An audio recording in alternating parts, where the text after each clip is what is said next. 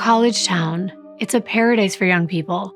Everywhere you go, students are studying for exams, hanging out, going on dates, and throwing house parties, living life to the fullest. But what happens when a predator lurks within the shadows, ready to take away everything you've worked so hard to achieve?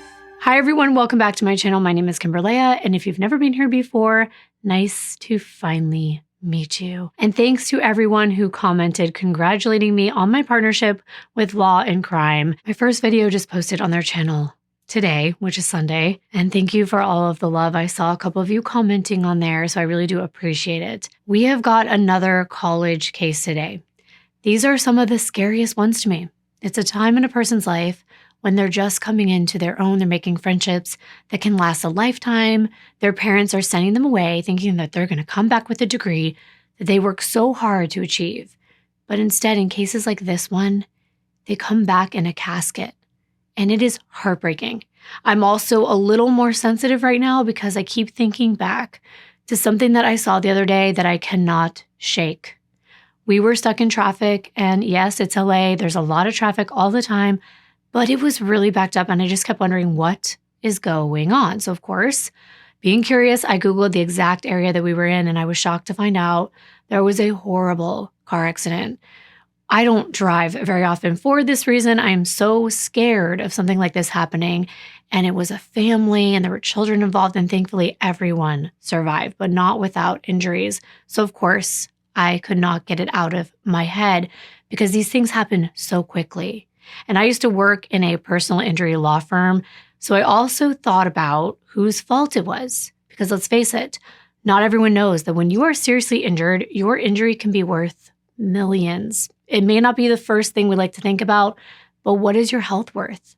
Not being able to do the things that you once did if you're seriously injured. After knowing you're okay, the next thought should be about representation. And that's why I decided to partner with America's largest injury law firm as a sponsor for today's video, and that is Morgan & Morgan. They have over 1,000 attorneys operating in all 50 states. On average, almost 900 car accidents happen every hour, with 14 wrecks every minute and 2 every 10 seconds in the United States. I really hope that you do not find yourself in that position, but if you do, remember that insurance companies often lowball their clients' claims, and Morgan & Morgan will fight to get you the money you deserve. And the fee is absolutely free unless you win. All law firms are not the same. Morgan & Morgan is the biggest for a reason. It's because they've won a lot. And Morgan & Morgan doesn't settle for lowball offers. As a matter of fact, in just the past couple months, Morgan & Morgan saw verdicts of $12 million in Florida. That's 34 times the highest insurance offer. $26 million in Philadelphia, which is 40 times the highest insurance offer. And $6.8 million in New York, 25 times the highest insurance offer. Plus, it only takes a few minutes to see if you have a case. Did you know you can start a claim with America's largest injury law firm in just a click? It's so easy. You can start your claim now with Morgan & Morgan at forthepeople.com/Kimberlea or click the link in the description box below. And I really do appreciate Morgan & Morgan for making today's video possible. Now let's get into the case for today. And I do really rely on my sponsors because YouTube has been very difficult. Very, very difficult. I'm sure you've heard this from other YouTubers lately. I don't know what it is. It might be the time of year, but I am so very thankful that we do have sponsors that are willing to help. And today's case is a bit unique because I'm not going to be focusing on one or two, but 3 women who were targeted by pure evil. Someone who was intent on getting what they wanted and leaving destruction in their path.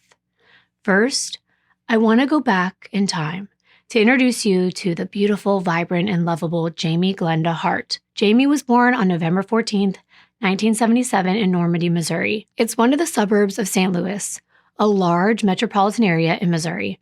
Her parents are James and LaDonna Hart, known to friends as Jim and Donna. Donna already had 2 girls with her previous partner, who also lived in the St. Louis area. Jamie's older sisters were Victoria, who went by Vicky, and Lisa. It can be really tough to adjust to both of your parents having new partners, but for Vicky and Lisa, it was such a blessing to have a younger sister.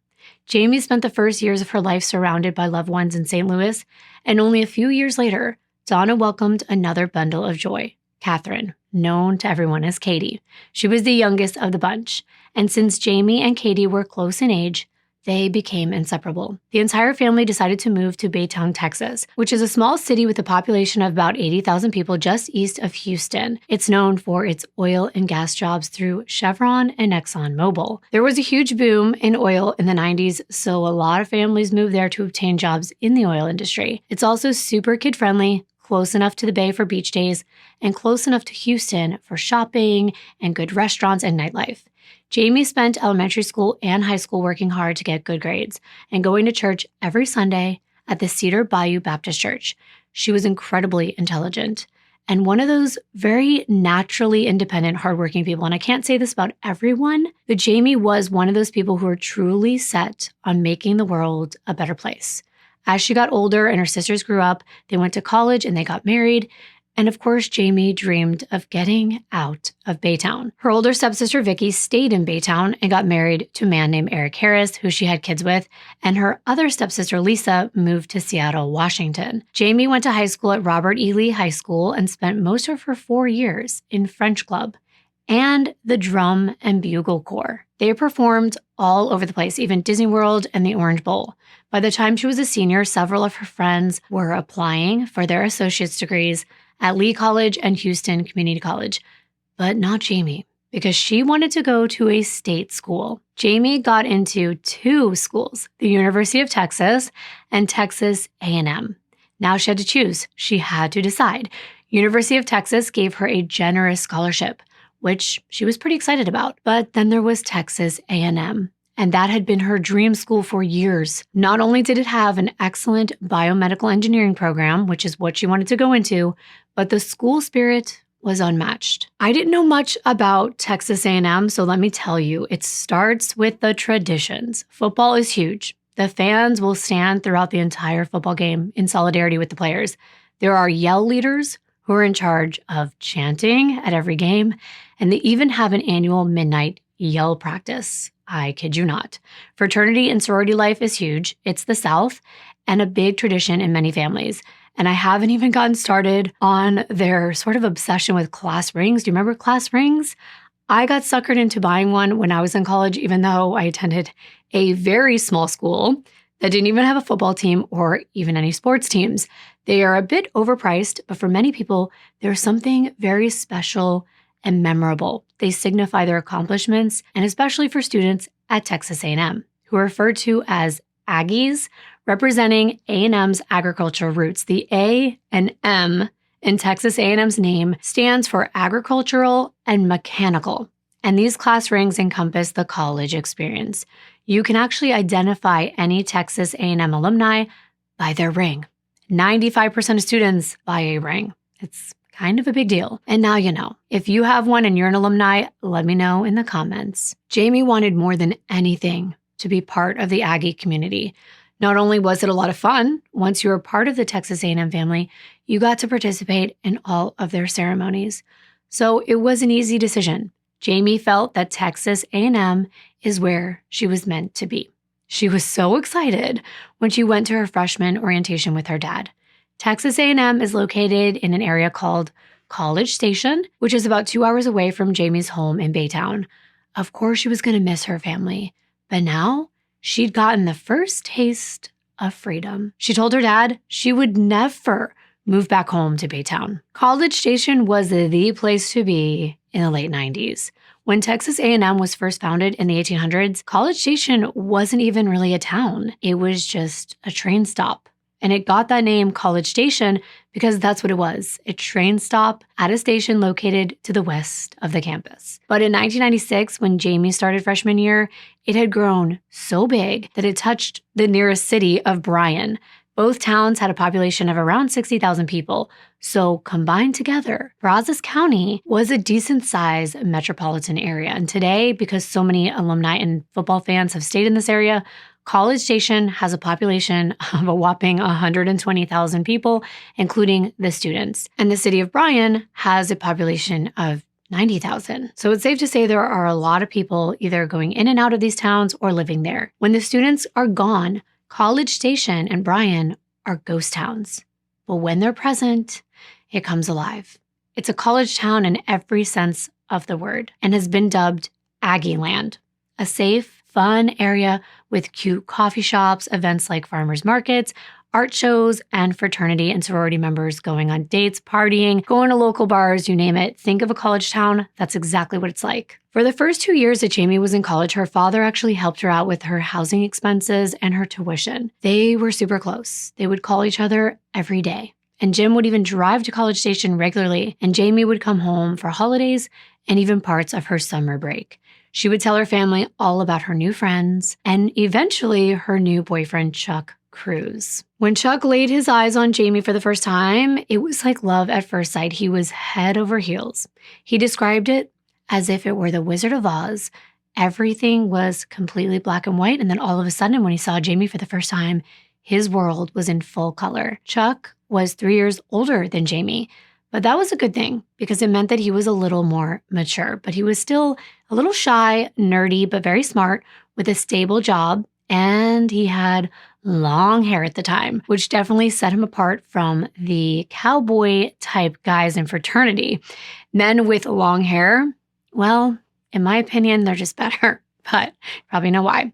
It definitely made Chuck stand out, like I said, and Jamie like that. She and Chuck started dating pretty soon after they met, and before they knew it, they were in a very serious relationship, and Jamie ended up introducing Chuck to her parents. Jamie did have a lot of boyfriends in high school and in her first couple years of college before meeting Chuck. There was no lack of men trying to get her attention. She was what many would think is the epitome of a Southern girl, with the bright blonde hair, the big white smile, and the sparkling blue eyes. She also loved fashion. She was always wearing something fashionable, long dangling earrings, which I love too. And as a friend, Jamie was loyal, outgoing, and had a great sense of humor. She got along with everyone, but she wasn't afraid to speak her mind. She was honest almost to a fault. She would say anything that came to her mind. When she went through breakups, there was actually rarely any drama. She remained friends with all her exes. I don't know how she did it. I thought that was pretty interesting. I would find it hard to do, but she never really thought of any of her exes of having bad intentions. She still valued them as people. They just weren't right for her. But that didn't mean they couldn't remain in her life as friends. Chuck was convinced that he was going to stick it out for the long haul, and they would be together forever.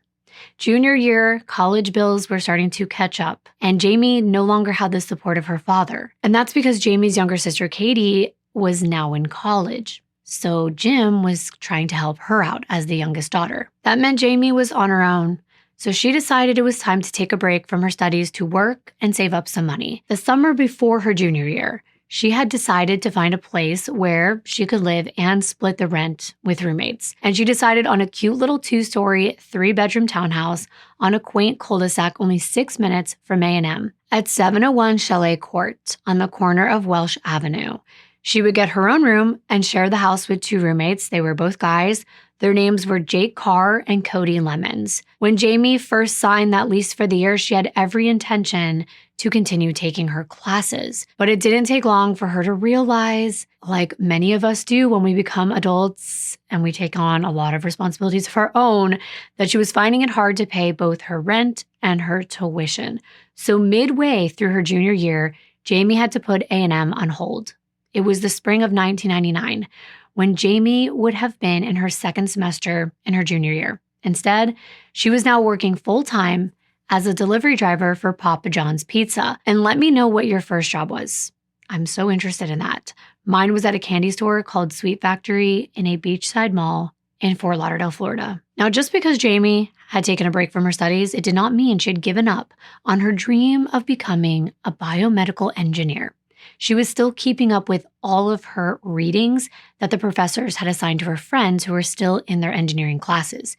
Jamie wanted that Aggie ring. It was just going to have to be postponed until she could make ends meet. Working at Papa John's was actually a nice brain break for Jamie, and she really liked it there.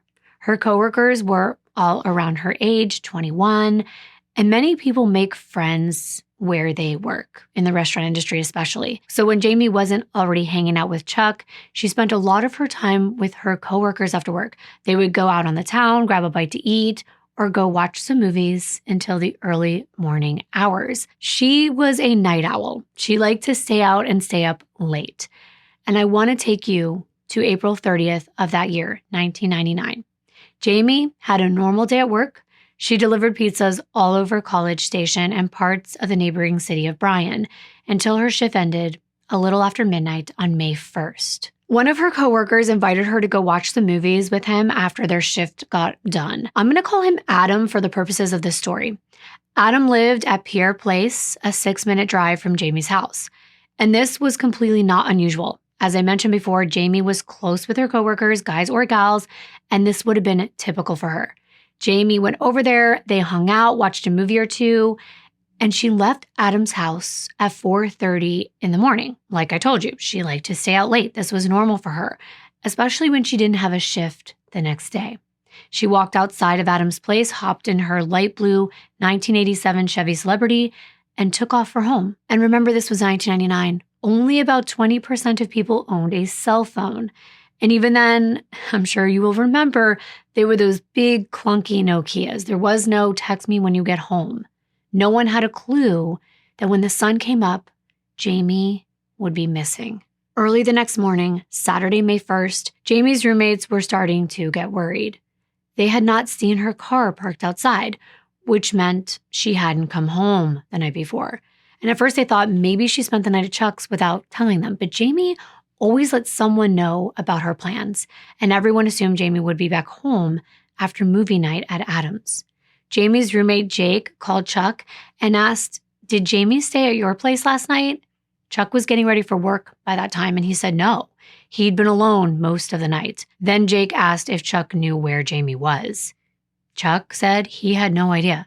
He hadn't seen her at all on April 30th, or even the day before on April 29th for that matter. They hadn't talked that whole time. And I couldn't help but think that was a little suspicious, and I think that Jake thought that too. They were in a serious relationship, so they would go a couple days without talking. But either way, Chuck sounded concerned. He told Jake if Jamie didn't turn up soon, they should actually call the police. Even though it was a Saturday, Chuck had work, so he hung up and he got on his way. The thing is, around 7:15 that same morning, the Brazos County Sheriff's Department received a distraught call from a woman who said that she was on her routine, daily, early morning jog when she saw what appeared to be the lifeless body of a woman lying in a ditch at the side of the street just outside the city of Bryan, 9 feet off of Old Reliance Road near Highway 6. Officer James Hall was dispatched to the scene. He was a rookie cop at the time, but when he saw what the jogger reported, he knew that this wasn't an accident. Even though this was his very first homicide case, what struck him was how young she was. It was a very disturbing sight, and he immediately radioed for assistance. 5 additional officers showed up on the scene, and they confirmed his suspicions that this was a homicide. So homicide detective Kenny Elliott was sent to investigate. By the time he arrived, traffic had been blocked and the crime scene had been blocked off with crime scene tape. He approached and his heart sank. He saw the body of a young woman with blonde hair collapsed in a heap on the ground. He realized why the officers assumed this was a homicide. She was not wearing any clothes, and there was road rash all over her body. It looked like she had been thrown from a fast-moving vehicle, and as he got closer, he could tell that she had also been struck in the face and head a number of times. There was blood, and a lot of it from abrasions that she had sustained in the fall and injuries to her face and head. At this point, from merely the preliminary examination, it was not readily apparent what caused the young woman to die. But Detective Elliott began looking around the immediate vicinity for clues. He figured there could be some indication of how she had ended up in that ditch. Where were her clothes? Did she have a purse? Any form of identification? Well, not long after Elliott began to walk around the area, he got a message over his radio that a deputy patrolling on Old Reliance Road discovered something. It was less than a mile away, so he was called out to take a look. When Detective Elliott arrived, he designated this second area as another crime scene. All of the young woman's clothes were strewn across a gravel area at the entrance of a remote oil field. The clothes were not just dumped out all at once. Instead, they were scattered individually in a way that looked as though they had been removed quickly, one by one, in the middle of a struggle. There was a blue t-shirt crumbled on the gravel road that was stretched at the collar, and some stains on it that looked that they could be blood. There was also dirt all over it. A leopard pattern bra was lying on top. It was ripped between the two cups. Then in another pile not too far away was a pair of blue jeans with the underwear still inside. They had a lot of dirt from the gravel on the buttocks area as well as the legs, and it appeared as though someone had been dragged across the gravel while they were still on. Right next to them was one brown leather strappy sandal. The other was a few feet away, lying by itself. It appeared there could have been some blood on the clothing, and all of the items were near an overturned, ripped, flowered love seat. I'm going to show it in a picture if you're watching. This didn't appear to have anything to do with the crime scene. It looked like someone had dumped it there sometime before this, and it was left there to be picked up by a local garbage service, but it hadn't been. All the clothing was collected to be processed for DNA evidence. Detective Elliott noticed there were clear signs of a struggle at the oil field, and that her clothing were removed in the process. It was apparent that she had not willingly gotten back into that vehicle that she was thrown from when she was taken to the location she was found in the ditch. Her lack of clothing was a textbook sign of forced sexual relations by a male perpetrator. What Detective Elliott didn't know was who this woman was, and whether she had been kidnapped by a stranger and dumped here, or whether she had been with someone she knew and something went awry. Then after the struggle, was she pushed out of the passenger side door of the car, or did she jump in an attempt to escape? The first order of business was finding out this woman's identity. She was transported to the Barrett County Medical Examiner's office for an autopsy. Meanwhile, Detective Elliott and other members of the Sheriff's Department looked over Old Reliance Road and then into College Station for the rest of the morning. They were hoping to find some clue to identify their Jane Doe. Around 9:30 a.m., they had a breakthrough in the investigation. An abandoned car had been found sitting right in the middle of the southbound lane at approximately 1707 Welsh Avenue. Now, I've mapped the location because I really do like to get a visual of every area that evidence is found in. This was a little less than 9 miles away from where this young woman's body was found, but only 3 blocks from Jamie's townhouse. However, Detective Elliott didn't know the significance of this location at the time, since he had no idea who the young woman was or whose car was left in the middle of this road. It was a light blue 4-door Chevy Celebrity. The lights were still on, the keys were still in the ignition, and surprisingly, the engine was still running. That would have been a pretty odd sight to see. Both of the front windows, the driver and passenger side, were open just a few inches. On the back window of this car, there was a Texas A&M University sticker across the top and a sticker from the band Prodigy in the bottom middle of the glass. On the far left, there was a sticker with a red lowercase e. Tell me if you know what the sticker stands for. I was trying to rack my brain from the 90s trying to figure it out. Then there was a half moon sticker on the right side. Since it was abandoned, Detective Elliott didn't need a warrant, and they really wanted to get inside because they found what appeared to be some blood on the outside of the car. It was near the driver's side on the front hood above the left headlight. That's definitely not a good sign. They believed this vehicle was connected to the deceased woman. Once they were able to get inside the car, they found a driver's license with the name Jamie Hart and a photo that undeniably matched the description of the woman they had found. They ran the VIN and it confirmed it was Jamie's car, so it was taken in for forensic processing. They were able to get Jamie's address from her driver's license, and that's when it became apparent that this car was found only 3 blocks from her house. At this point, there were so many questions. Was Jamie a college student? Had she been kidnapped in her own car? Had she been kidnapped from her house or school or somewhere she worked? Was this even a kidnapping? With the car's proximity so close to her house, police thought that maybe she had been kidnapped from there or somewhere nearby. The place where the body was found was only 9 miles away, which meant they hadn't gotten far before Jamie had been attacked.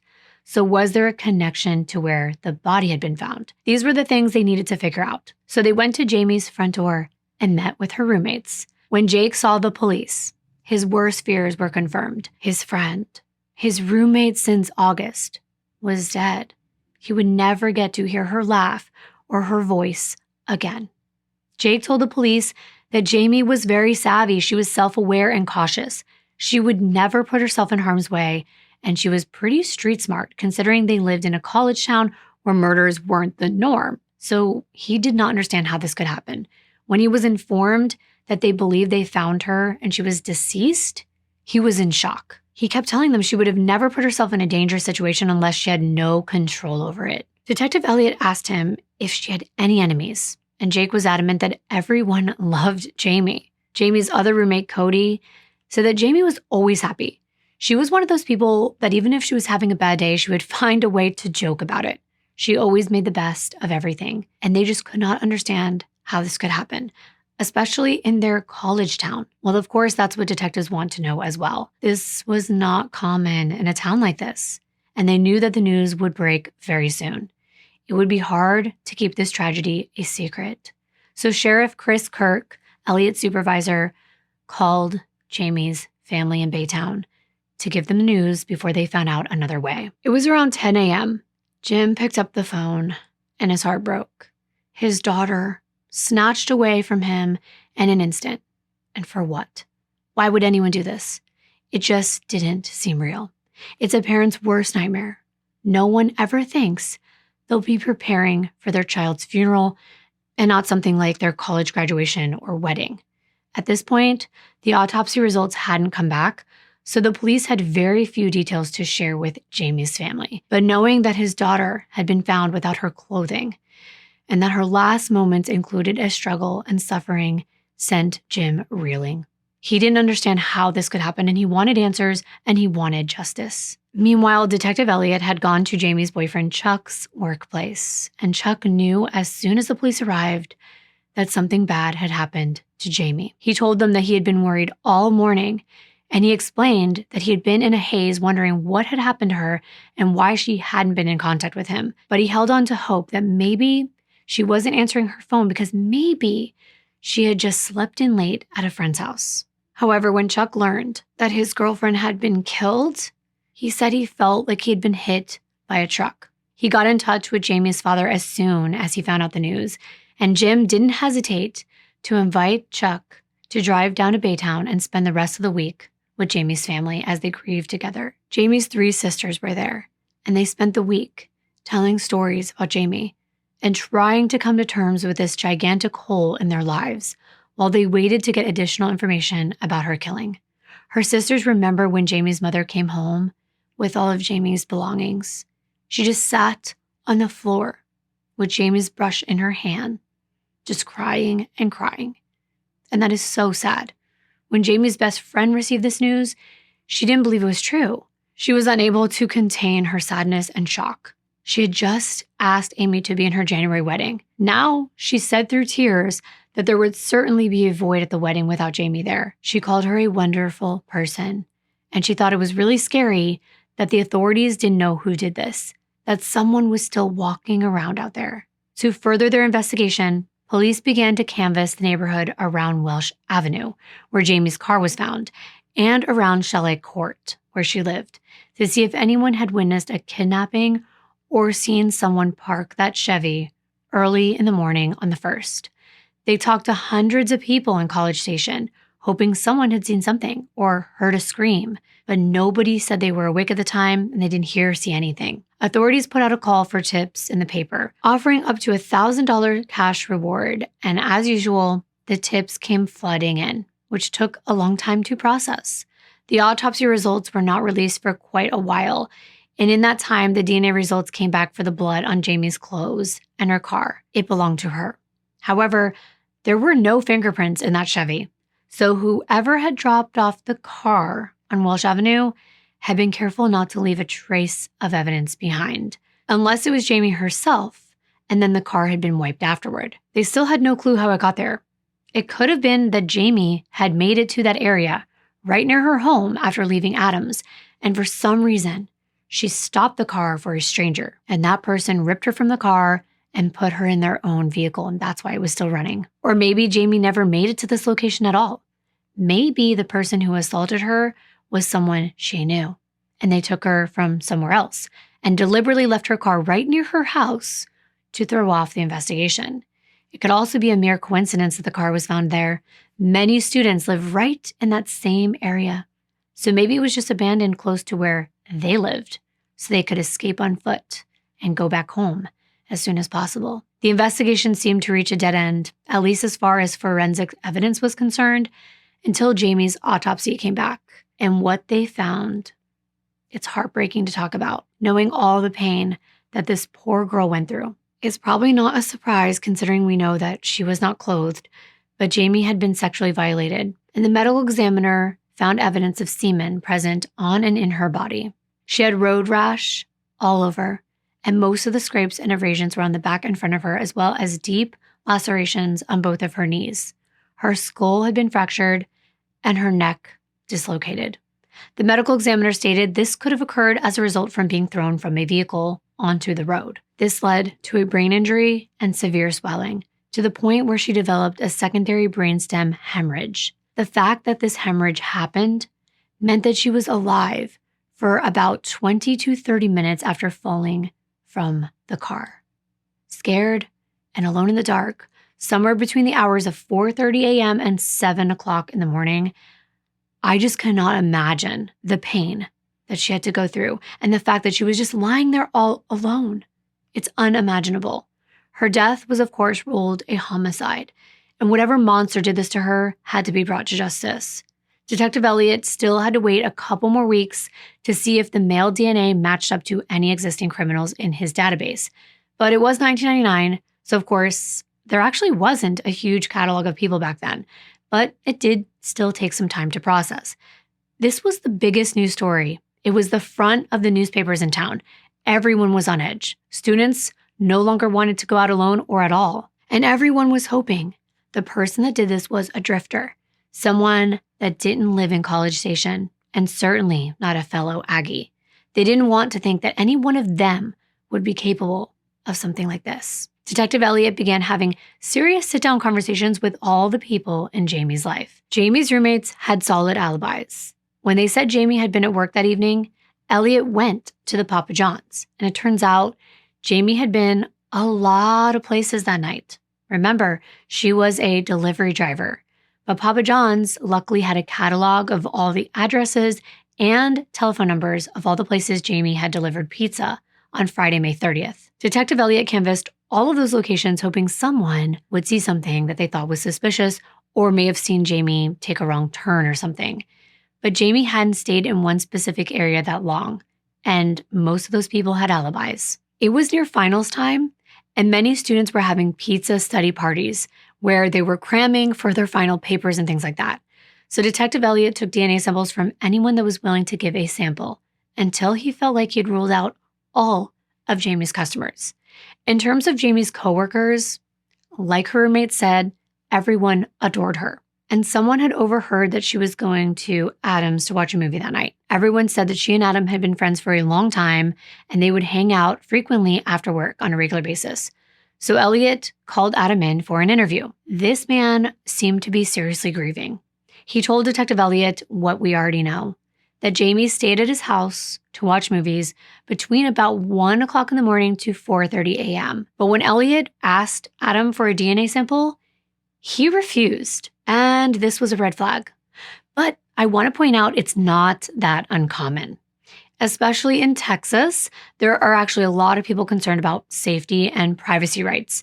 And since DNA collection was still new, people didn't really like the idea of the government having all of their information on hand. Detective Elliott was understandably frustrated by this. This was the last person who had seen Jamie alive. He was about to become their number one suspect. Refusing to cooperate with this case is definitely not something you should do. So Detective Elliott decided to follow Adam after that interview. He tailed him in a police car, but at enough distance that Adam would have had no idea. And Adam ended up at a local bar called the Fox and Hound, where he drank a couple beers. Elliott sat in the very back corner of the restaurant trying to stay undercover, and I'm imagining him with a detective hat and a trench coat with lapels pulled up like Sherlock Holmes, but I'm sure he was just in basic clothing and waiting until Adam left because he was after one thing. As soon as Adam walked out the door, Elliott swooped in and stole the beer mugs that Adam drank out of so that he could get a couple of samples of this guy's saliva. And I'm sure that some of you may be thinking that cannot be legal, but guess what? American courts have almost unanimously treated DNA that you leave behind on things like coffee cups, dinner plates, things like that as fair game for cops without a warrant. Even if you're eating at a privately owned restaurant, they got to do what they got to do. And Elliot felt like he was onto something here. He immediately put the mugs in for processing, and then he set his mind on getting Jamie's boyfriend Chuck's DNA. Chuck seemed like he was in a very depressed state of mind. Jamie's funeral services had been held on May 11th at the Cedar Bayou Baptist Church, and she was buried at Sterling Whitechapel and Cemetery. Her pallbearers included Chuck, as well as a number of her ex-boyfriends who had stayed her friends. That's a testament to how much people love Jamie. But Detective Elliot knew, even if Jamie was universally loved and had no known enemies, there was still a chance that one of her exes or her current boyfriend had a motive. He'd seen so many other cases where the fiancé or the husband or boyfriend end up being responsible, and he had a bad feeling about Chuck. Maybe it was the long hair, the kind of loner gamer guy persona, or the fact that most women are killed by someone they know. But whatever the reason, they sat down at the station and Detective Elliot asked routine questions to Chuck. He wanted to know where he was on the night of April 30th and into the early morning hours of May 1st. Chuck answered that he was at his house. What he'd been doing? Well, he'd been playing computer games in his room, alone. He was introverted, and that was his normal nighttime routine. When Detective Elliot asked him if anyone had seen him doing this, Chuck said nope. He did have 2 roommates, but they were both asleep by 3 a.m. So here's Chuck with practically no alibi, no proof that he hadn't somehow intercepted Jamie after she left another guy's house. Since Chuck didn't have an alibi, Elliot asked for a DNA and fingerprint sample, and Chuck got pretty nervous, but he ended up complying. Then they told him to take a polygraph test. And this is where things went a little haywire, literally, on the test, because Chuck failed every single question. We don't know what Detective Elliot asked him, but we can assume they were questions including things like, do you feel responsible for Jamie's death? Do you know who killed Jamie? And whether he had anything to do with this. However, most of us know polygraph test results are not admissible in court because they are not an exact science. They're not reliable. They're merely a tool to elicit more information from a suspect. A polygraph can have mistaken results due to something like nerves, and we know, I told you Chuck was very nervous, incredibly nervous. But this was weird. Why was he nervous? Was he hiding something? Elliot didn't know, but he labeled him a person of interest. Chuck said he wanted to take a second polygraph to clear his name, so they administered another one, and guess what? He failed that one too. Not only that, when he was being interviewed, he stopped at one point and he was kind of sobbing, and he admitted to the detectives that he had done something terrible, and he asked them to pray with him. He never told them what he meant by that, but they assumed it was some kind of confession, so they kept him on their radar. They were just waiting for him to crack. They also confiscated his computer and tried to look through thousands of gaming records, but from what they could gather, it could not be confirmed that he was playing on his computer that night. Elliot still thought it was odd that Chuck admitted he hadn't talked to his girlfriend, Jamie, in 2 days leading up to her murder. They searched his home and his car, but nothing came back related to the case. Then Detective Elliot asked Jamie's friends about her relationship with Chuck. And that's when he learned it wasn't all sunshine and rainbows. I mean, is it ever with any relationship? But friends say that Jamie and Chuck had a fight. And guess when it was? 2 days before Jamie had been murdered. Jamie's friend said she was not happy with Chuck that week, and that she confided in them that she wasn't sure that things were going to work out long term. Well, that was definitely interesting news to Detective Elliot. He wondered if Jamie ever told Chuck she wanted to break up. Had he been lying? Did they get in a big fight and it escalated? Why hadn't he come forward with this information? This new information led to an additional interview with Chuck. And again, he said they were looking at the wrong guy. He was acting all twitchy and nervous. He avoided eye contact. And Detective Elliot was convinced there was something more to his story. He asked about the fight. And Chuck said it wasn't really that bad of a fight. They just argued after they went to the grocery store. But they had an argument. So Detective Elliot kept pressing and pressing, really treating Chuck like a suspect. And Chuck admitted again he had done some things. Remember, he asked the detectives to pray with him last time? So Detective Elliott wondered, what bad things? So he looked him dead in the eyes and he said, was one of those bad things murdering Jamie? And Chuck answered firmly, no. After this, Chuck left town for Dallas to be with his parents, and at that point, he retained a criminal defense attorney. And some will say that this is a form of guilt, but I would encourage anyone who is this close to a crime, whether or not they had anything to do with it, to retain counsel. It cannot be considered evidence of guilt in legal matters just because you are protecting yourself. Detective Elliott was convinced that Chuck was their guy. If the two were having issues in their relationship and Chuck was scared about losing Jamie, he had a strong motive. It's kind of like, if I can't have her, then nobody can. Detective Elliott thought that it was possible that Chuck had gotten possessive and violent. So the sheriff's department was going to stop at nothing to bring Jamie's killer to justice. They took his laptop, they searched Chuck's car, and they continued to bring him in for interviews. And they waited patiently for all the DNA results to come back. And it turns out there were no matches for the male DNA found on Jamie's body. Not one criminal in their database was a match. Not the people that she delivered pizzas to, not her friends or her coworker or Adam, and not Chuck. No match. So at this point, you would think that Chuck was ruled out. Well, Detective Elliott said everyone was ruled out except for Chuck, even though his DNA didn't match. And that was because he was acting so suspicious. He had a motive, in Detective Elliott's point of view, no alibi, and he failed 2 polygraph tests. Plus, he said there was just something about the way he looked, his long hair, his stoic expression. He just looked like trouble. But that wasn't enough evidence to arrest him. And this was frustrating for both parties, especially when Chuck decided to hire a defense attorney, because Elliott wondered, why would he hire an attorney if he had nothing to hide? And of course, Chuck was frustrated because he insisted he was not the killer, and the killer was running free. He thought that Detective Elliott was wasting time because of his biases. And Chuck said that he was convinced that Jamie's killer was going to strike again. The sheriff's department processed all of the tips that had come in, and they had a few promising leads. The Chicago police phoned in and said that they had arrested someone who claimed he knew something about a Texas murder. But unfortunately, after a lot of questioning, it turned out to be another Texas murder. However, there was one witness who called and said that they'd seen someone leave Jamie's Chevy on Welsh Avenue. They gave a rough description of this guy from what they could recall, but this description didn't match any of the potential suspects that Detective Elliott had interviewed. The witness said that the man was a black male around 5'11", probably in his early 20s, medium build with a bushy goatee and no mustache. He'd been wearing a white t-shirt with short sleeves, white K-Swiss tennis shoes, baggy blue shorts, and a baseball cap. Well, the sheriff's department had a forensic artist draw a rough sketch of what this man might look like. These are never good. I don't know what it is. Now they're better with the technology. But for anyone watching, I'm going to show you the picture right now. And now I'm going to show you the sketch next to a picture of Chuck. And while some of those descriptions don't match up, I'm not surprised why police continue to think that Chuck was a suspect. Chuck had a goatee at the time. He was 24 with a medium build.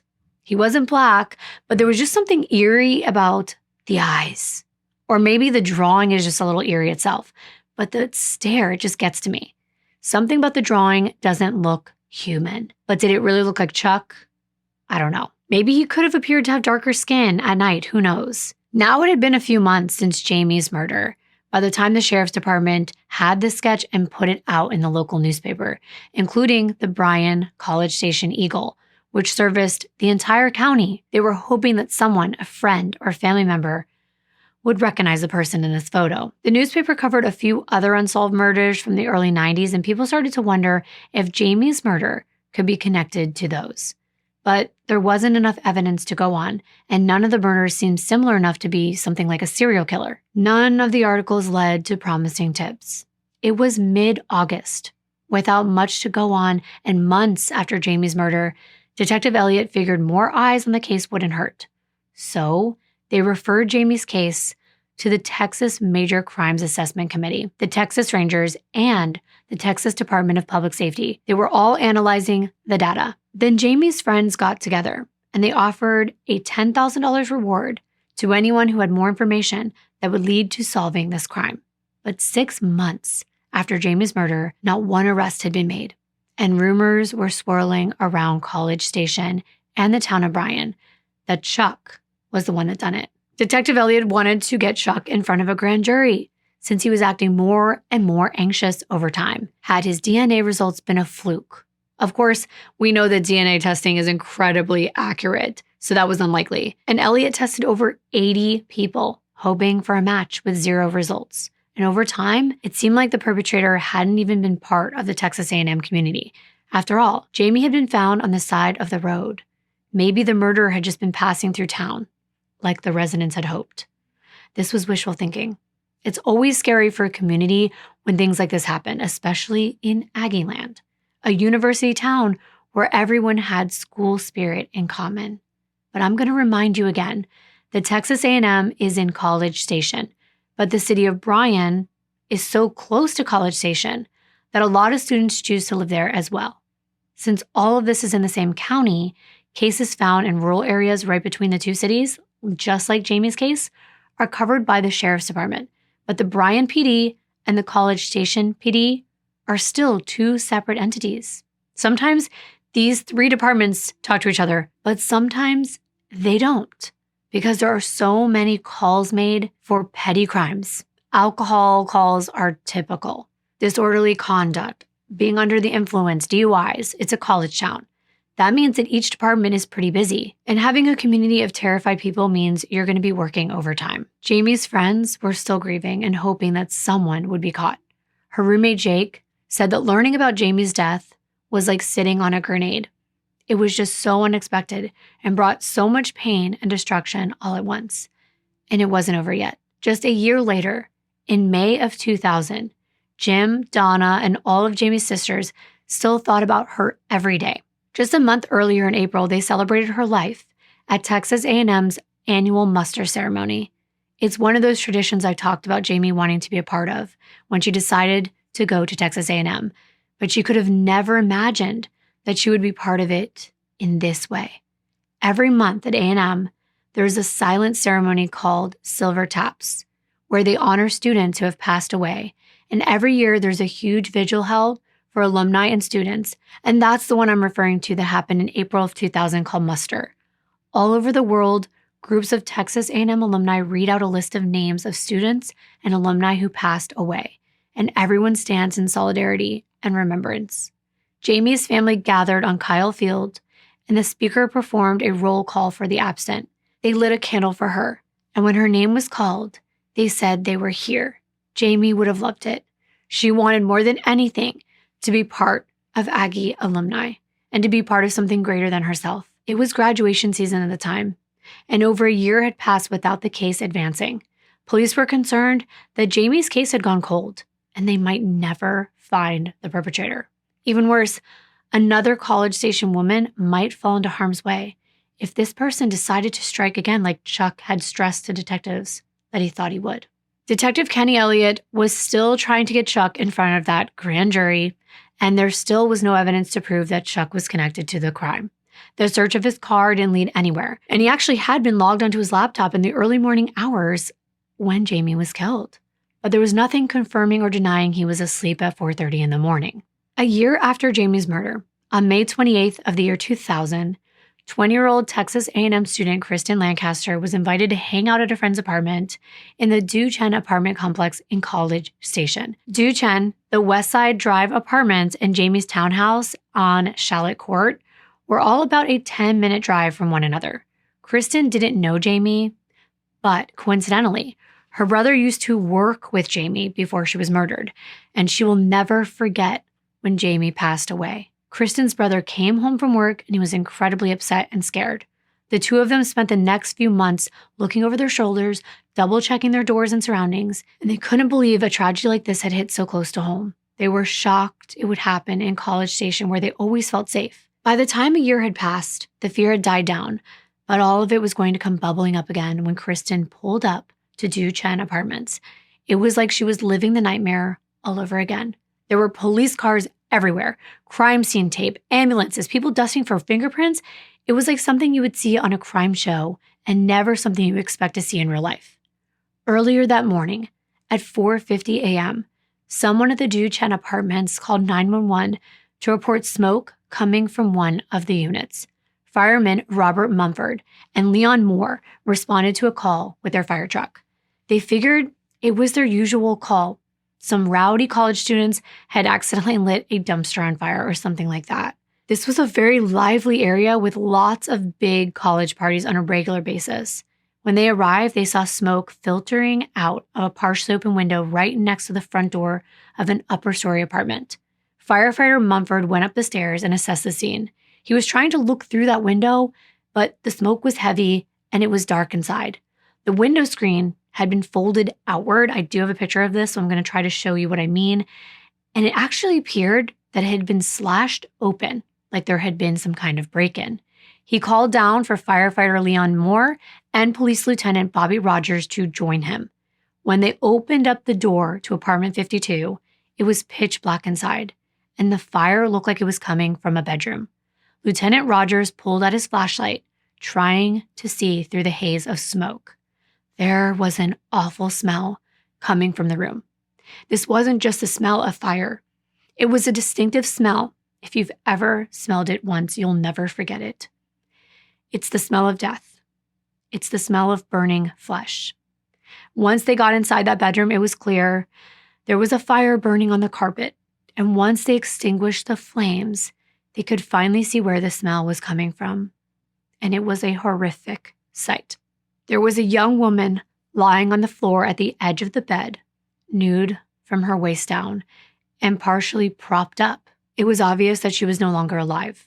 Her body had been engulfed in flames. The officers immediately backed out of the room to preserve evidence, and of course, they suspected foul play. Lieutenant Rogers went downstairs to his vehicle to call for backup, and when the College Station police arrived, it was a little after 5 a.m. Officer Anthony Kunkel walked in and did the initial assessment of what had happened. The young woman was in a sitting position. Her torso was leaned up against the bed and her legs were lying on the floor, and they were spread apart. It seemed very unlikely that she died in that exact position. Rigor mortis had already set in, and it looked as though someone had moved her there and then propped her up. Her clothes had been removed except for a t-shirt and socks. The perpetrator had taken a bunch of random items from around the house, all things that they thought might actually be flammable, things like paper, makeup brushes, pens, pencils, and they put them into a metal pen and pencil container, which was set between the victim's legs. And this appeared to be used to start the fire. The area between her upper thighs and legs was completely burned. Officer Kunkel felt disturbed. He had all kinds of thoughts racing through his head. The culprit had made no move to burn any part of her body other than the area between her legs. So he thought that this must have been sexual in nature, or at least an attempt of some kind. Why else would anyone burn this specific part of someone's body? It was morbid and sickening. Officer Kunkel of the College Station Police Department, as well as Officer Jeff Capps, who was assigned to the case, began their investigation of this bedroom. In the bed, they found a pair of blue underwear. It was aggressively torn at the seams. The waistband was completely missing, and they didn't know where it was. Also, this is sad, but they could visibly see the underwear was covered in fecal material, and they wondered if it had been removed while this person was alive, or if the assailant ripped it off post-mortem to try to hide evidence. Investigators looked at the cuts on that window screen I talked about next to the front door.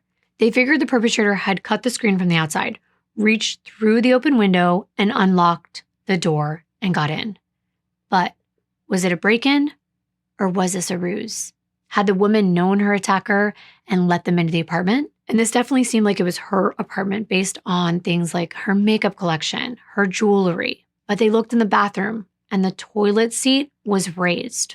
However, looking around again, towels, they look like they belong to a female.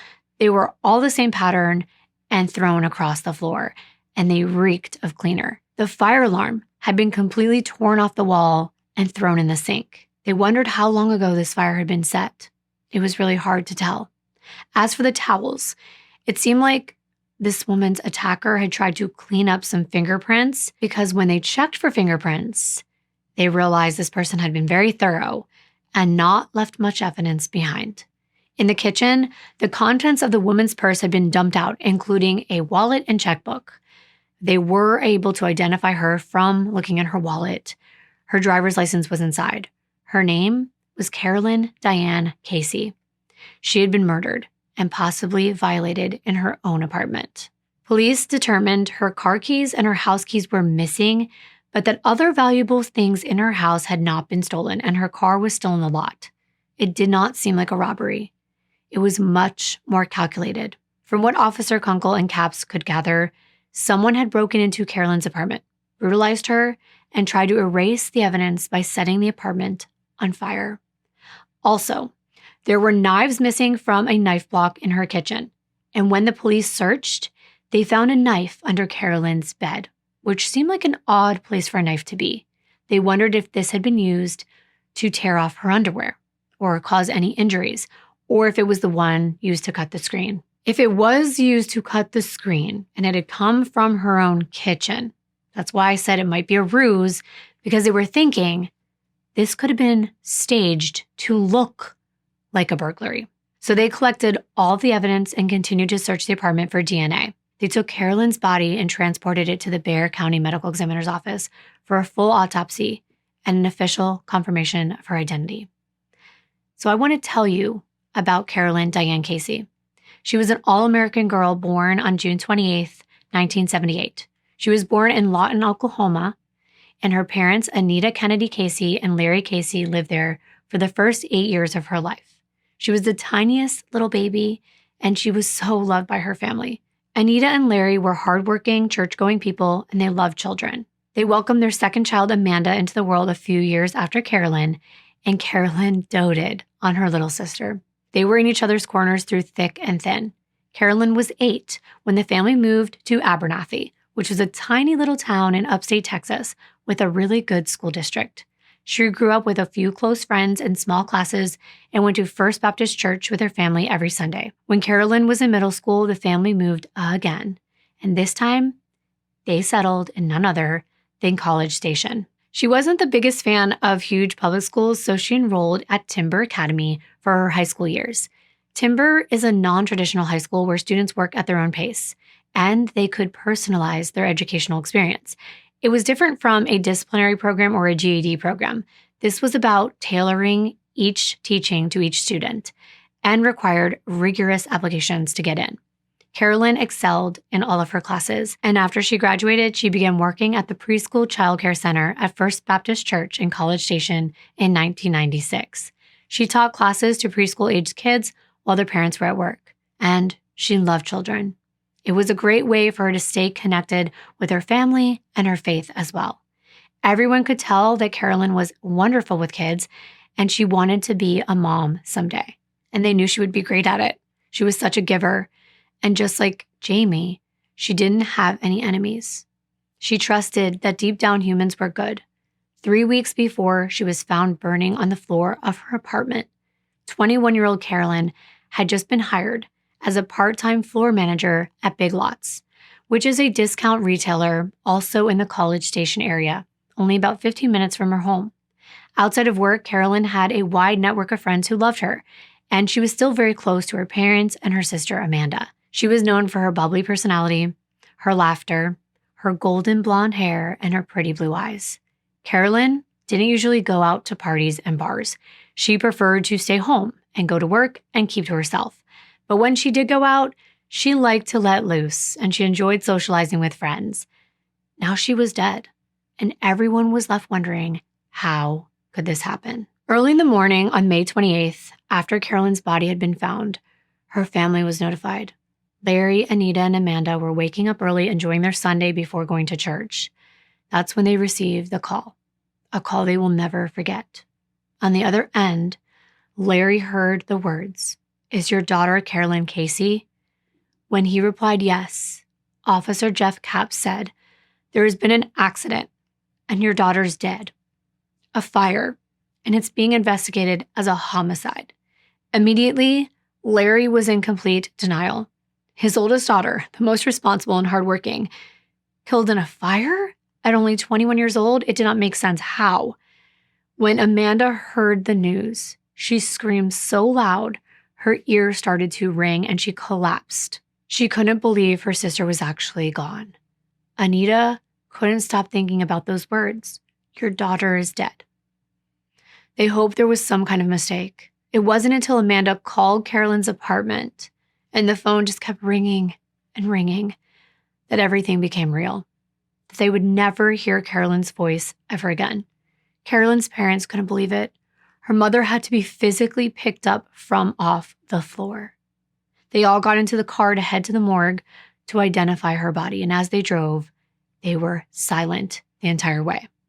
Larry had just spoken to his daughter hours before this. He asked her if she wanted to come home that Memorial Day weekend, but she said she was busy with friends, ending the call with, "I love you." And he said it back to her before hanging up the call with his daughter for the very last time. The police went door to door at Duchenne Apartments. It was quite a big complex with several different buildings with a number of units. They wanted to find out if anyone knew Carolyn and if they had seen or heard from her the night before. Now, Yasha Hartberg was a neighbor who lived in Carolyn's building, and he told police that he had heard loud noises at Carolyn's between 1:30 a.m.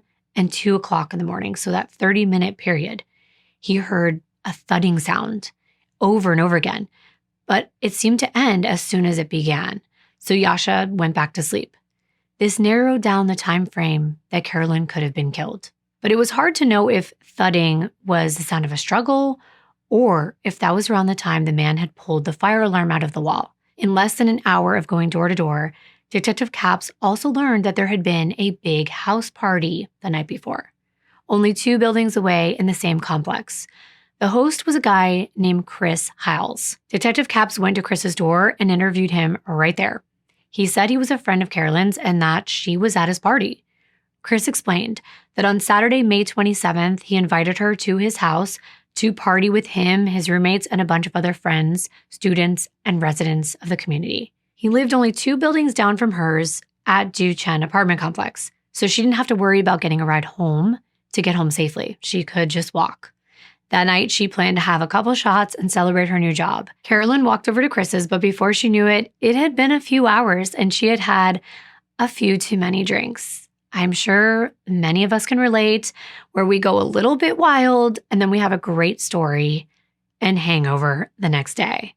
Carolyn told Chris she actually felt sick to her stomach at one point, so she was going to go home. He said he saw her leave alone a little bit after midnight. It was the start of summer in Texas. The weather was nice. It was not too hot. It would have been a nice night to take a short walk across the complex, and it would not have taken her long. Chris was actually pretty helpful. He provided a complete list of all the names of everyone who had attended the party, and he gave it to detectives, and they set out to interview each one. In the meanwhile, they told Chris if he remembered anything to let them know. I want to pause to tell you what Carolyn's autopsy results showed. Dr. Jane Garavaglia was the examiner who carried out Carolyn's autopsy, and within just a few days, her cause of death was officially ruled a strangulation and manner of death a homicide. They looked for evidence of semen, but all the tests were negative. She had been so badly burned between her thighs that it was actually impossible to tell if she had been violated. If any DNA evidence had been in that area at the time of her death, it was destroyed. But that didn't matter. They were quite certain they were looking for a male perpetrator. It was clear that something had happened that caused the assailant to burn her in this way. Dr. Garavaglia also said that it's, quote, "It is very common for people to defecate in their undergarments when they are very scared or at the time of death," end quote. Carolyn had been strangled, which is one of the most scary ways that someone can die. It's very personal and it can take a while. and she was likely brought in and out of consciousness based on the nature of her wounds. It was impossible to tell at what point she had gone to the bathroom and why. If she was scared, or if she had already passed, or if she was sick to her stomach, as she had mentioned to Chris, and had been attacked before she had a chance to make it to the bathroom in her apartment. All I could think is, poor thing. And I couldn't help but think of Shanann Watts, who would have turned 40 just a few days ago. And it makes me so angry to imagine a normal night turning into something so horrific. The medical examiner was able to find DNA evidence on Carolyn's body. As it turned out, Carolyn had fought back, and she scratched the person that attacked her. She had gotten some of their skin and some fibers under her fingernails. These same fibers were also found in her bedroom and on her clothing. Now, all detectives had to do was find clothing that matched those fibers and someone's DNA that matched the skin. When police further investigated inside Carolyn's bedroom, they finally found the band from her underwear. It was actually tucked into her bedding. The doctor also determined that Carolyn was already deceased when the fire was started. There was no soot found in her lungs. Some may say that's one good thing, but none of this is good. There was a monster walking among them. 2 days after Carolyn was found, investigators searched the exterior of the Duchenne apartment complex to see if they could find any items that might point them in the right direction. In one of the dumpsters, they found towels that matched the exact towels that were in Carolyn's bathroom.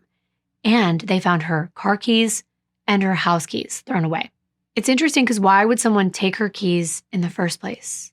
In the meanwhile, remember that 20-year-old Texas A&M student I told you about, Kristen Lancaster, whose brother used to work with our first victim, Jamie, whose case, by the way, was still open and unsolved at the time this was happening. Well, after Kristen saw that commotion at her friend's apartment complex, she went home to find out what was going on. Over the next few days, she began reading the reports on Carolyn's death in local newspapers. None of the details were released about how she had been killed, but it reminded Kristen so much of Jamie's case. They had the same color hair, the same complexion, and the Hart family, 13 months after Jamie's death, was still in the dark about how Jamie was killed and why. Opening the newspaper and seeing another girl murdered was frightening. They had a bad feeling that these murders were connected. But how? Well, Kristen thought she might know something.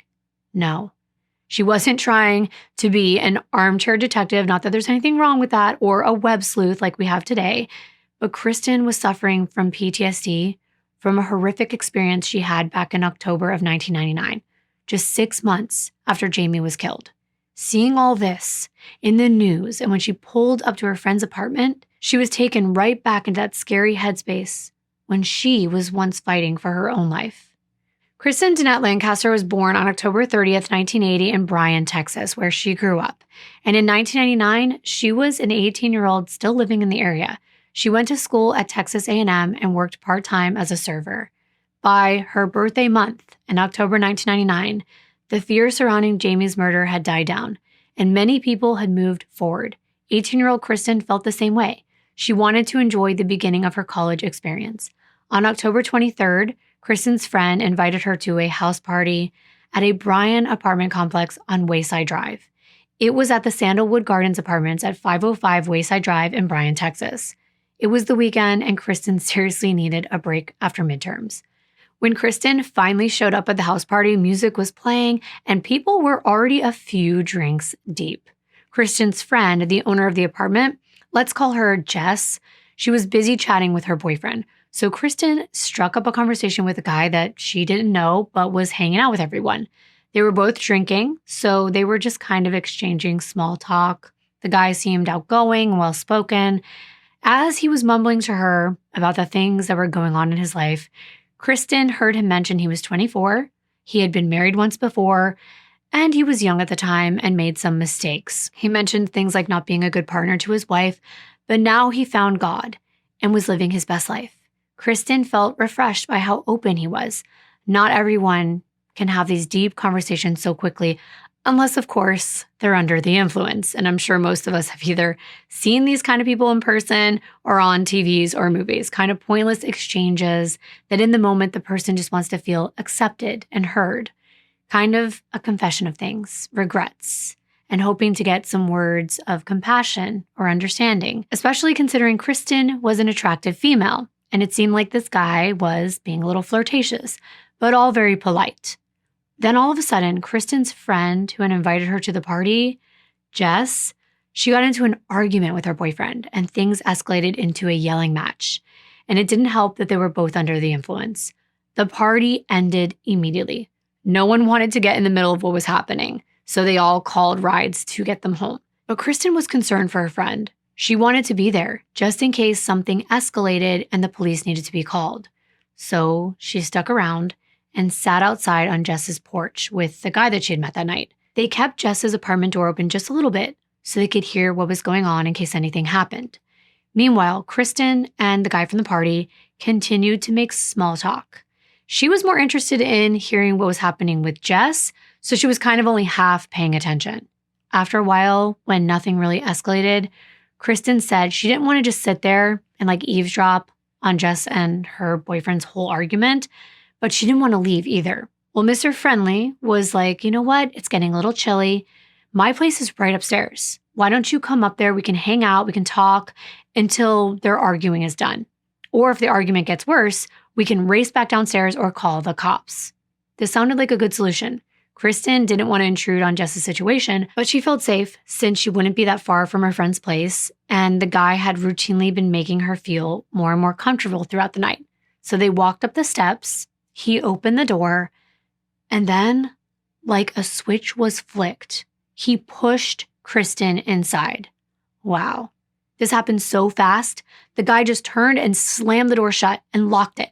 And then he grabbed a remote control close to the door that was on a side table, and he turned on the stereo, and he turned up the music to a completely deafening volume. Then he turned to Kristen, and he aggressively told her to take off her clothes.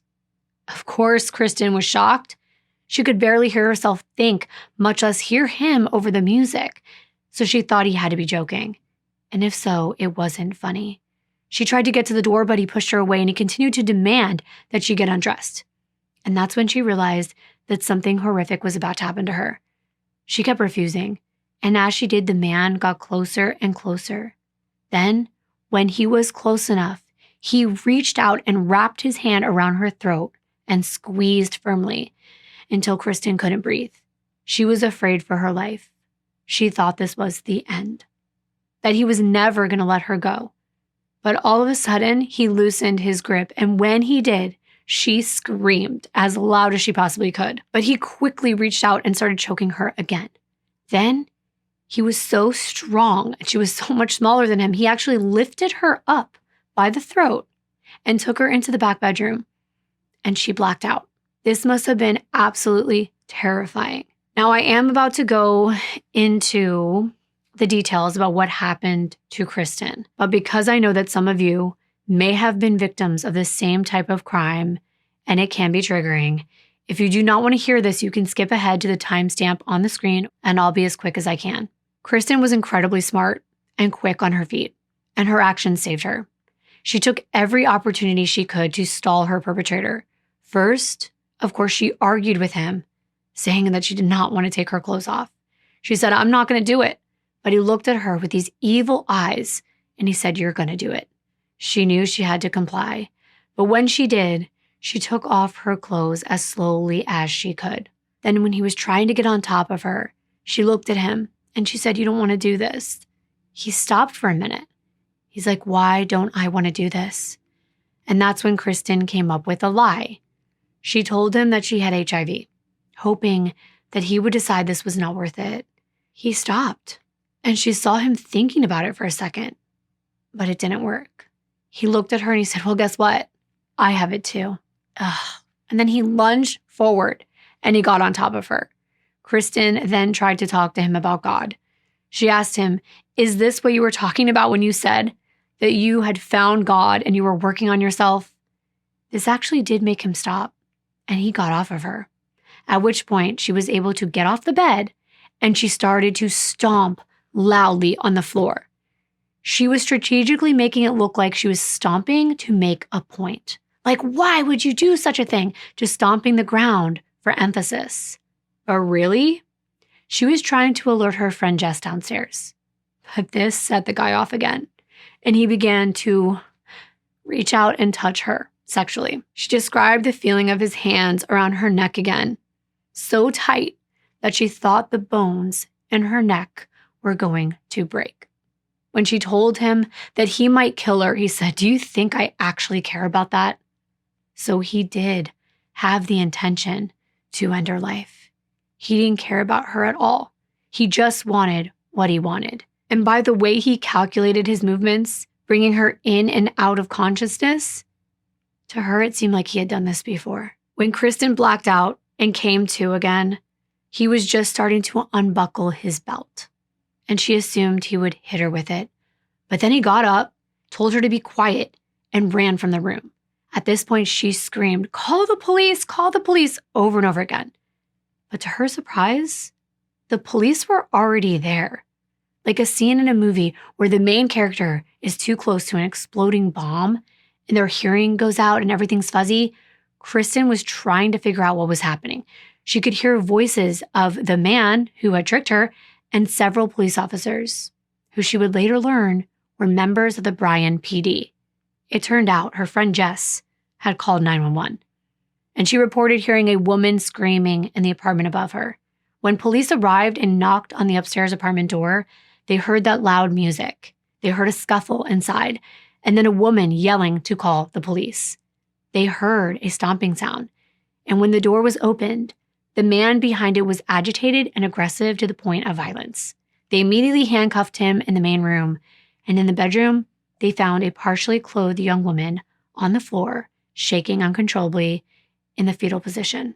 Police took the man to Bryan Police Station for questioning and talked to Jess, who realized that the woman who was screaming upstairs was her friend Kristen. I'm not sure if Kristen was taken to the hospital then, but I do know that she spent the rest of the night sleeping on Jess's couch and trying to comprehend the traumatic event that had just happened to her. Now you know why Kristen had PTSD, and also why she felt there was a connection between what happened to her and these two women being killed. You may wonder who this man is and what transpired after this attack on Kristen. Well, I promise you, I will let you know everything. But I want to go back to Carolyn's investigation so I can connect the dots going forward as they began connecting the dots going backward. Remember Carolyn's friend Chris, the one that threw the party that she was at? Well, he did reach back out to investigators saying that he had remembered something from that night that stood out to him now. He had noticed his upstairs neighbor had left the party before Carolyn. This wouldn't be that unusual, except for the fact that the neighbor came back around 1 a.m., and when his neighbor walked in, Chris noticed he smelled terrible. And Chris couldn't pinpoint what the smell was, but he said it definitely wasn't BO. It was something else, something rancid. So Detective Capps went upstairs to Chris's neighbor's apartment and knocked on the door. Inside, there were two guys, Mike Roll and Yanobi Matthews. They seemed like ordinary guys, but the terrible smell Chris reported was the best lead that Detective Capps had. So he brought them both to the station to be interviewed. They willingly came, and they even brought along the clothing they said they wore on the night of the 28th. They each talked to Officer Paul Price. Mike consented to all forms of DNA collection, including blood samples, saliva, head hair, pubic hair. He gave over his clothes and explained that he had been at the house party the entire time, and he had gone back upstairs to his own apartment to get into bed before the party ended. Mike said that Carolyn was like his sister. They grew up together in the same town. They saw each other at parties. They saw each other around the complex and would even confide in one another about personal stuff. When officers asked if Carolyn had ever expressed romantic interest in Mike or Chris or Yanobi, or if any of them had expressed interest in her, Mike said no, it was nothing like that. He was trying to look for a motive. Just like Mike, Yanobi also consented to all forms of DNA collection, including blood samples, saliva, head hair, and pubic hair. He gave the police a pair of dark blue shorts and a white t-shirt that had the words, "Rehab is for quitters" on it. He explained he'd also gone to the house party with Mike. He knew Carolyn from living in the complex. They played basketball together from time to time, and he had seen her at the party that night. He said he recalled talking to her for a little bit, but not that long. And around midnight, he went to a nearby gas station with another woman. He bought a pack of cigarettes there, and then his brother wasn't feeling well, so he went to check on him and then returned to the party and stayed until it ended. His brother did confirm that he had been there that night to see if he was okay. Both of these men's stories seem legit. There was nothing that stood out to investigators, so they were both free to go and get back to their lives. Forensic analysts looked at Mike and Unobi's clothing under a microscope, and none of the fibers matched up with the fibers on Carolyn's clothing. So what was Chris talking about when he mentioned that bad smell? Was Chris lying? Was he placing the blame onto Mike and Unobi almost to cover his own tracks maybe? Everyone police interviewed said Carolyn left the party after midnight. She'd been sick, and many of them happily provided DNA evidence. Detective Capps decided to order background checks, and those take 1 or 2 days to process. He decided to go on what he could. If Unobi and a mysterious other woman had gone to a convenience store during the party, he wanted to check it out. Detective Capps went over to the store and requested surveillance footage from between 11 p.m. and 1 a.m. And sure enough, there was Unobi and there was the woman in the video with him.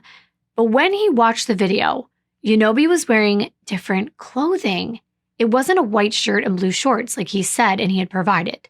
So now he's wondering, did he lie? And if he lied about the clothes, was he lying about other things? So they went to his apartment once again, and they requested the actual clothing he had worn that night. Unobi just apologized. He said he'd completely forgotten what he had worn. From the video, it seemed to be a black jersey-type shirt with black shorts or pants and a white pair of sneakers. He told the detectives they were welcome to search his entire apartment for the clothing that they thought he was wearing. And as they looked, they found a pile of dirty clothes on the floor in his closet, which included the ones that appeared to be in that video. All the while, Unobi was calm. He was just sitting there playing PlayStation, and he was really hardly paying attention to the officers. He really didn't seem to care that there was a murder investigation going on. So Detective Capps wondered how drunk he really was at that party, that he could forget what he had been wearing. It sounded suspicious. But they tested Unobi's clothing, and lo and behold, there was zero forensic evidence. No clothing fibers, no DNA, nothing. Detective Capps was again at a dead end. But you know those background checks he ordered? They came in that late afternoon, 2.5 days after Carolyn had been killed, and he browsed through them at his desk. All the people at the party were your average citizens, no crimes, no outstanding warrants, except there was an outstanding warrant. About a month ago, on May 5th, there had been a misdemeanor trial for a man accused of sexual assault. He was initially charged with unlawful restraint, but he had completely skipped out on that hearing. The Bryan police had gone to his previous address at Wayside Drive, except the guy didn't live there anymore. He had moved halfway through the year and hadn't updated his address with the court. His name was Unobi Matthews. This wasn't enough evidence to connect him to someone's murder, but Officer Capps quickly realized this man had attacked a female before. He wanted to get every detail on this other case. When he looked further into the documents, he realized Unobi had attempted to strangle the woman that accused him of attacking her, and that she reported feeling like she was going to die. That woman was none other than Kristen Lancaster. Yep, the dots are connecting. Was Unobi the same guy that killed Carolyn and maybe even Jamie? If so, why was he on the street? How did he get away with the attack on Kristen anyway? Well, back when it happened, which you will recall was 6 months following Jamie's murder, Unobi was brought in for questioning, and he told a completely different story than what Kristen had told Jess and the police. First, he said nothing happened between them. Nothing? That's a little weird because police had heard Kristen scream for the cops. So why would she do that?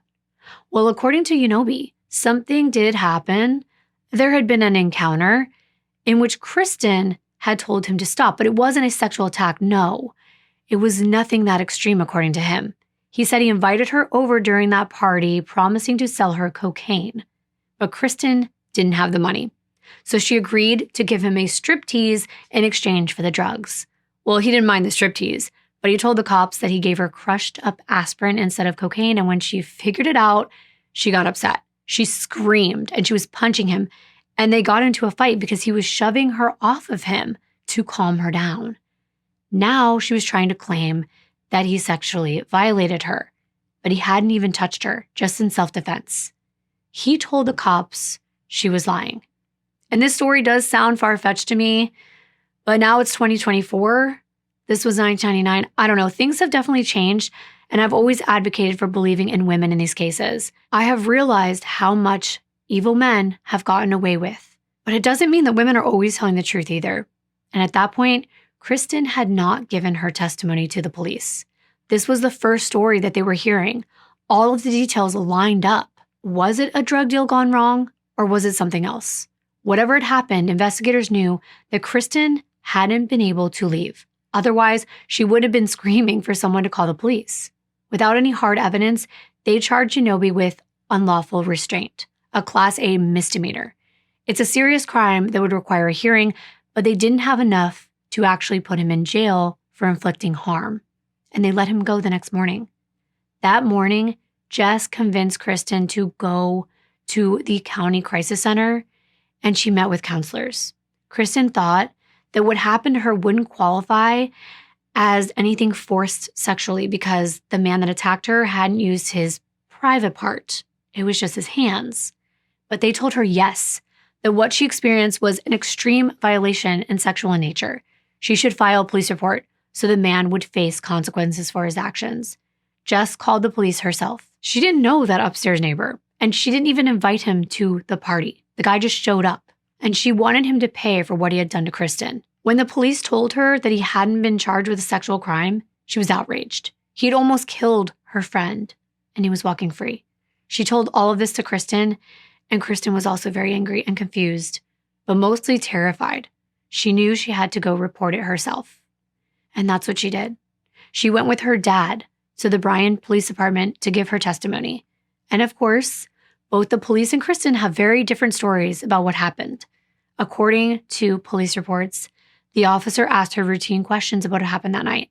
They believed Kristen about what happened, but they needed a full testimony, which meant they had to ask her some hard questions. According to Kristen, she felt that the police blamed her. She was hysterically crying. She pointed to her throat and she said, "Do you see this bruising?" Her entire throat was all different colors and she couldn't even swallow. And the officer told her to put her own hands around her own throat. And this was to prove she could have choked herself. How would anyone achieve that level of bruising? I mean, it's obvious. But of course, all of that was left out of the police reports. And the department denied that the officer had been that insensitive. Of course, I can't find the name of the person who interviewed her, so we'll never know exactly what happened. So let's just say it was tense and upsetting for both Kristen and the interviewer. The police took photos of the bruising, and in the next 2 months, Kristen came in for multiple interviews to talk about the worst night of her life. And finally, they did charge Ginobili with first-degree sexual assault.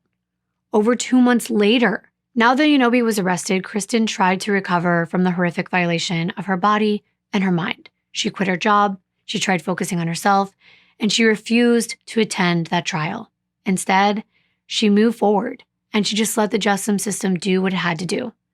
But that probably wasn't the best idea, because here's where things went wrong. When Ginobili went to his indictment, he faced a grand jury without Kristen's testimony, since she refused to face him in court. The jury only had the prosecutor's testimony of what Kristen had gone through and the picture of the bruising from that evening. Ginobili was free to tell his own story. He still called it a drug deal gone wrong, though he did admit to locking the door and physically harming her. But he'd only hurt Kristen by grabbing her neck right when the police arrived. He said it was in a crime of passion, since he knew that he was the one that was going to get in trouble because she would accuse him of everything that he had done to her. I have to tell you, he's a pretty convincing liar. The jury knew that they'd both been drinking at a college house party, and the jury was in a position where there was reasonable doubt whether Kristen's story was true. So they decided not to indict him due to lack of evidence. The charge was dropped, but he could still be put in prison for unlawful restraint. And the next trial was scheduled for May 5th, 2000. But until then, Ginobili was allowed to go back to his life. When Kristen realized that this man had walked free, she felt betrayed, and she was scared that he might track her down and kill her. She didn't cope by isolating herself in her apartment. Instead, she engaged in risky behaviors like heavy drinking and hanging out with men she didn't know, even getting on the back of a guy's motorcycle after both of them had been drinking. And before you judge, this is very normal for someone who's experienced a traumatic event. And it's very sad that he put her in that position of needing to cope this way. But over time, Kristen did recover. She took up new hobbies like long-distance running. She went back to work, and she even started dating a new guy. Kristen was able to move forward one step at a time. Her grades went back up. She made new friends. And while it took a long, long time, she had the strength to talk about her near-death experience and express how lucky she felt that the police arrived on time that night. At the time, nobody thought for a moment that Kristen's case was related to Jamie's murder. When the truth inevitably came out, it would change the way people felt about their community forever. When Detective Capps was looking over all the documents in regard to what happened between Yonobi and Kristen, he realized that Kristen almost died. And it was from strangulation. And Carolyn had been strangled to death. And she lived in Yonobi's same complex. And he admitted to being with her that night. It was too much. Detective Capps noticed that Yonobi had skipped out on his court date in Kristen's case, so he could arrest him for that. He wanted to get this guy off the streets fast. He was bad news, whether or not he was connected with these other women.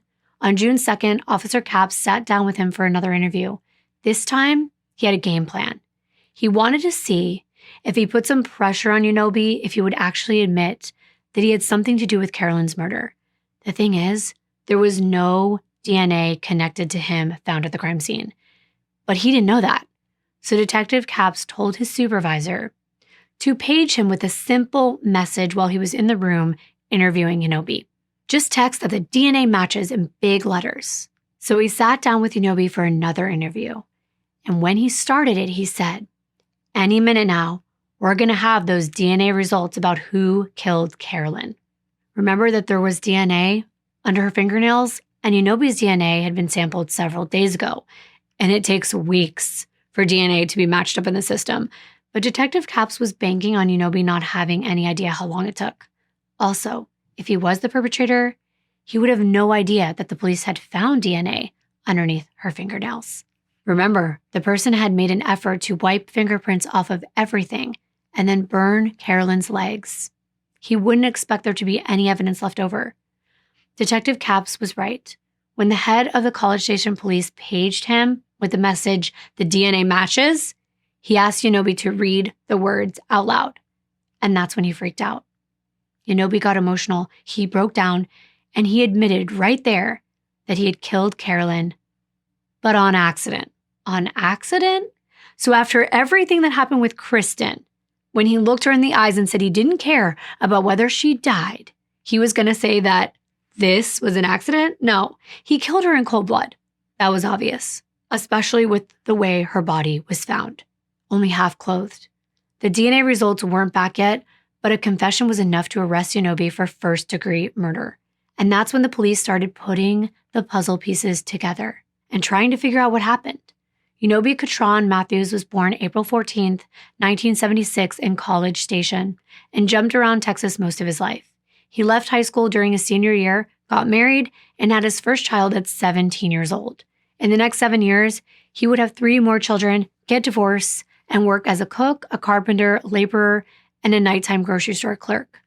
I couldn't figure out if the store that he worked at was Big Lots. I haven't been able to stop thinking about it though, because we know Carolyn had just started working there. Whether he targeted her there or they just crossed paths because they lived in the same apartment complex, it didn't matter. The connection was made. Here's something interesting. In 1999, Yonobi was living at Sandalwood Gardens on Wayside in Bryan with a friend. You know, the place where he attacked Kristen? But his friends and roommates said he left under mysterious circumstances and moved in with another friend, that guy Mike, at Duchenne apartment complex. And that was in early 2000. But Yonobi wasn't on the lease, so nobody in the complex that was in charge of all the leasing papers would have had any idea he lived there or that he had a criminal record. It's so easy to just slide by like that. Just move in with a friend. And wow, did this guy have a long criminal record. In the early 90s, he faced 4 different charges of cruelty to animals. And you know that killers very regularly have a history of cruelty to animals. And there's a couple theories why. There's the graduation theory, where they start with weaker creatures as practice for targeting humans. And there's also the general deviance theory, where they will take out their anger and rejection on animals. It's a combination of both, and animal cruelty often indicates someone will engage in a pattern of violence in the future. In 1993, Yonobi pleaded no contest to animal cruelty. He managed to escape prison time and was just put on probation. And in 1995, he was charged with first-degree forced sexual intercourse. He forced himself on a friend in her apartment while they were drinking. Sound familiar? Yeah, he's done the exact same thing before. And he faced a Dallas County grand jury and pleaded not guilty. That jury chose not to indict him. Just like in Kristen's case, there wasn't enough evidence to sentence him to prison. Another of his animal cruelty misdemeanors happened in 1997, along with a cocaine possession charge. It started off with jail time, but then decreased to 3 years of probation. Yonobi's jail time officially ended in January 2000. So this man had received the unlawful restraint charge in Kristen's case while on probation. After all this, how did he get away with so much? I'm shocked that he managed to slip through the cracks so many times. He was a smooth talker, for one thing. One of those people who went out of his way to say hello to strangers and wear like eccentric outfits, funky Hawaiian shirts, trying to act like a cool guy. It was really unlikely that anyone would suspect he was a predator without seeing his records. He was kind of like a gentle giant, but really was quite a big guy who could overpower an unexpected woman. On June 2nd, Yonobi told Detective Capps the official story of what happened. Yonobi said that he and Carolyn had been seeing each other on and off in the last 3 weeks. And weirdly enough, this time frame matched up to when she started working at Big Lots. He said on the night of the party, he was pretty drunk and he'd gone to her place around midnight. They'd been messing around, he ripped off her underwear, and then they had consensual sex. But I was thinking, why rip them if it was consensual? I don't know. Maybe some people were into that and they were 2 of those people, who knows? But afterward, he said they got into an argument about Yonobi's younger brother because he was accusing her of flirting with him or something, and that Carolyn admitted, yeah, she was attracted to him and she could F him if she wanted to. So he called her the B word and she tried to hit him. And that's when he snapped and he strangled her and she just happened to die. But he didn't mean to and he was scared. He didn't know what to do. So he left the apartment trying to figure it all out. He said eventually he returned. He wiped down all of the areas his fingerprints might be on, and then he tried to destroy the evidence and cut the window screen with one of her knives to make it look like a burglary. Wow. And we're expected to believe this version of events? Why not just call 911 if there's really an accident? Because we know he's lying. Keep in mind, Carolyn was sick when she got home. The detectives really didn't think that she would have been in the mood to have an argument with anyone or even be around anyone. She had just left a social environment telling her friend Chris that she really needed to go because she was ill. Chris never mentioned Yonobi was with Carolyn as a boyfriend or even seeing her acting like they were a couple or that they were involved at all. And they didn't leave together. Also, Chris had told police that Yonobi was missing from the party before Carolyn left. So he must have been waiting for her to leave and followed her to her apartment. Finally, why would there be fecal matter in her underwear if they had had sex before she was murdered? Carolyn was terrified. That alone proved the attack was non-consensual. After his confession, Yonobi was arrested for Carolyn's murder and his bail was set at $300,000. I want to return to Jamie's case so that I can tie things together. Remember the description of the person that someone saw drive Jamie's Chevy to Welsh Avenue? A 5'11" black man in his early 20s? Well, when the sheriff's department caught wind that Yonobi fit the description, Officer Kenny Elliott went to question him. Now that I look at these pictures side by side, I can see the resemblance, although maybe the medium build description was a little vague, and I bet that's why there was a discrepancy with the weight in the face. There's enough of a difference that it makes sense why none of the tips led to the killer. On June 6th, Elliott showed Yonobi a picture of Jamie, and asked him if he knew her. He said he didn't, but he did agree to give a DNA sample. This was the 85th sample that Detective Elliott had processed through the system. And remember, there was DNA collected at Jamie's crime scene on and inside her body. Sadly, but also thankfully, because 17 days after that, all the forensic evidence came back in and it was official. The DNA under Carolyn's fingernails was Yanobe's, the fiber of clothing found on Carolyn's clothes was Yanobe's, and a few fibers on Yanobe's shirt were found after processing the clothes that matched up with Carolyn's underwear. There weren't fingerprints, but it didn't matter. He was the culprit. As for Jamie, the semen that was found on her body belonged to Yanobe. And Kristen agreed to testify under oath that Yanobe was pure evil, that he lured her into a trap, and she was lucky she made it out alive. They had their man, or I should say their monster. When Carolyn's parents, Larry and Anita, got the call from Detective Capps saying they had captured their daughter's murderer, Larry asked if he was absolutely sure they had the right guy. Detective Capps' exact words were that he would bet the farm on it. Carolyn's funeral services were held at Covenant Family Church. She was laid to rest in Waco Memorial Park. There was very little relief knowing her killer was behind bars, not when he had taken so much. When Chuck realized that he was finally off the hook, he wanted to feel relieved, but he had been fighting for his innocence all year in hopes that police would stop targeting him and capture Jamie's real killer. It took Carolyn's murder for the officers to connect all the dots. Another girl had to die for Jamie to get justice, and Chuck couldn't help feeling that this entire second case could have been prevented. He told them that he thought the killer would strike again, and he was right. And I have to wonder, if this were just one town with one department and not two towns with 3 departments, would they have captured him faster? Officer Elliott said that if he had to do this case over, he would still focus his efforts on Chuck and not change any part of his investigation. He says that. But he said he genuinely tried his best. 5 weeks after his arrest, when he was presented with all the DNA evidence, Yanobe confessed that he entered Jamie's car by force, took her to the oil field entrance where he sexually violated her, and then hit her in the head multiple times. However, he said he didn't kill her and wouldn't say whether he threw her out of the car or if she jumped. He didn't say where he kidnapped her or if he knew her, so we will never know. But Yanobe was charged in Jamie's murder and his bail jumped to $900,000. At Carolyn's trial in June of 2001, it came out that this man was linked to 7 forced intercourse cases and several attempted ones as well. And somehow, there was never enough evidence to convict him. His attorney thought that she was able to get him out of this if he pleaded guilty. After all, 2 other juries had refused to indict him.